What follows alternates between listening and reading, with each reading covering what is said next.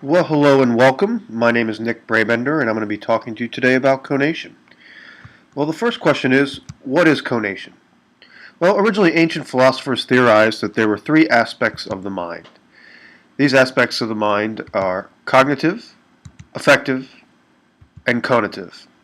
Cognitive refers to those things that you know or things that you actually think. It refers to your knowledge, your experience, and your education.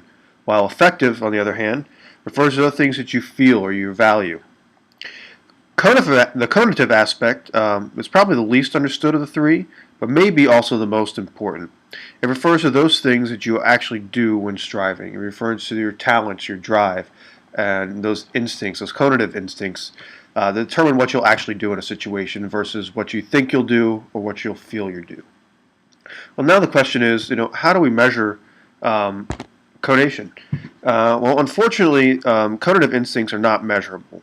However, the observable acts derived from them can be identified and quantified by something known as the Kolbe-A index.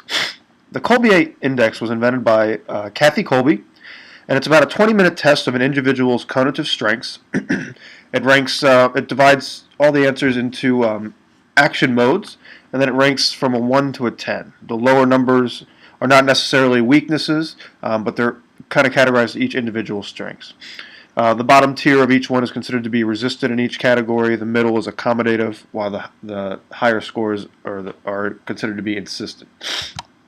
So these Kolbe action modes consist of fact finder, follow through, quick start, and implementer.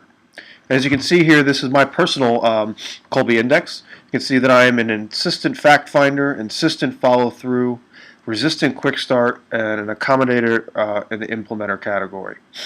Now I'll kind of go through each category in a little bit more detail. Just kind of go through here.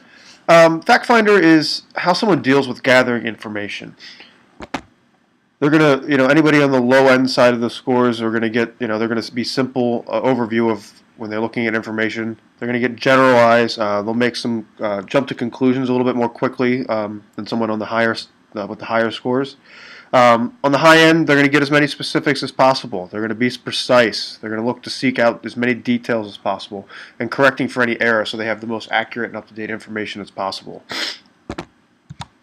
The follow-through category talks about organization, storing, and sorting of information. And through the spectrum, this ranges anywhere from chaos to highly organized. The low end is highly adaptive. Their ability to multitask. They'll usually start a project without listing any essentials, and they're open to changing plans halfway through that project. The high side, they're very systematic. They need to have sequence and structure. They'll design systems that organize everything. They'll coordinate and integrate activities, categorizing and ranking different items or ordering items, and getting closure on a task before moving on. The third one is Quick Start, and Quick Start deals with the risk and unknowns. Someone that has in the low to 3 or is resistant, they'll be more stable. They'll manage risks, so as few risks as possible. They'll stick to what already works well. They'll avoid chaos. They'll remove any unknowns that they can and reduce the chance of making any mistakes. Whereas the higher end of the spectrum, they like innovation and improvising. They're willing to take a risk without knowing the outcome. They'll experiment to see what happens, or they'll act on short deadlines, and they like surprises and making changes throughout. Finally, we have the implementer category. This deals with the instinct to handle things literally. The low side kind of pictures how things could work. They imagine the results. They can see them in their head.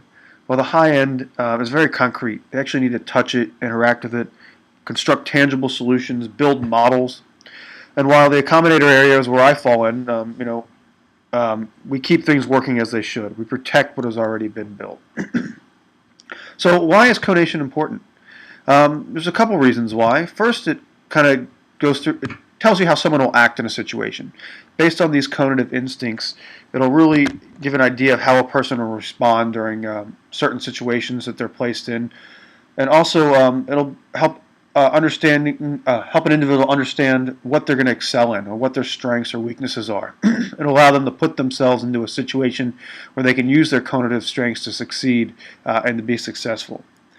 And finally, it plays a very important part in group dynamics.